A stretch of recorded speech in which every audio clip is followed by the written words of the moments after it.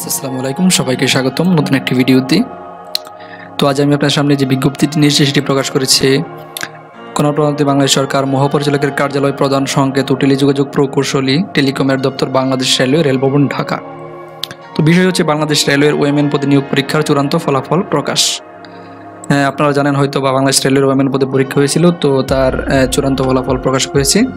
তো এখানে যারা নির্বাচিত হয়েছে তাদের রোল নাম্বার দেওয়া আছে, আপনারা যারা রেজাল্ট দেখতে চান রোল নাম্বারটি মিলিয়ে নিতে পারেন। তো বিষয়ে উল্লিখিত পদে নিয়োগের জন্য বাংলাদেশ রেলওয়ে কর্তৃক গৃহীত নিয়োগ পরীক্ষার ভিত্তিতে বিদ্যমান বিধিবিধান অনুসরণ করে নিম্নবর্ণিত রেজিস্ট্রেশন নম্বরধারীদের প্রার্থীর চূড়ান্ত ফলাফল প্রকাশ করা হলো।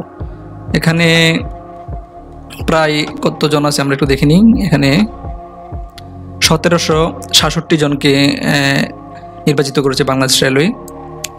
তো আমরা একটু আপনারা যারা রেজাল্ট দেখতে চান তারা একটু দেখে নিন। আমি ভিডিওটি আস্তে আস্তে স্ক্রল করছি উপর থেকে, আপনারা যারা দেখতে চান তারা একটু দেখে নিন।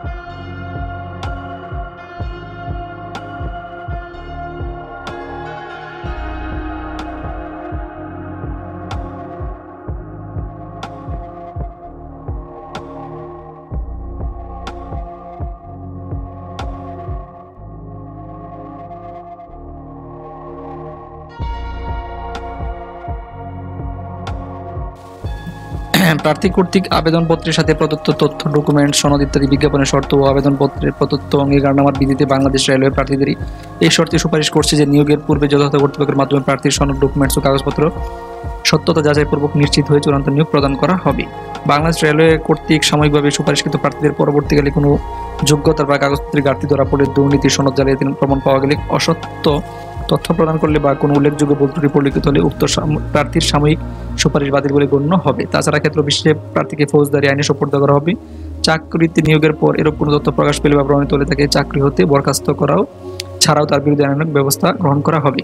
স্বাস্থ্য পরীক্ষার যোগ্য ঘোষণা ও যথাযথ এজেন্সি কর্তৃক নিয়োগের সুপারিশ এর পূর্ববর্তী জীবন বিতরণ যাতে নিয়োগকারী কর্তৃপক্ষ কর্তৃক সুপারিশকৃত প্রার্থীদের নিয়োগ প্রদান করা হবে।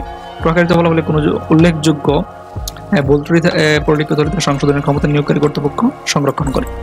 তো এটি ছিল মূলত বাংলাদেশ রেলওয়ের ফলাফল, আপনারা দেখে নিলেন। তো সবাই ভালো থাকবেন, আর সকল চাকরির খবর এবং ফলাফল ইত্যাদি বিভিন্ন তথ্য পেতে চাইলে চ্যানেলটি সাবস্ক্রাইব করে রাখবেন। আজ এ পর্যন্তই, আল্লাহ হাফেজ।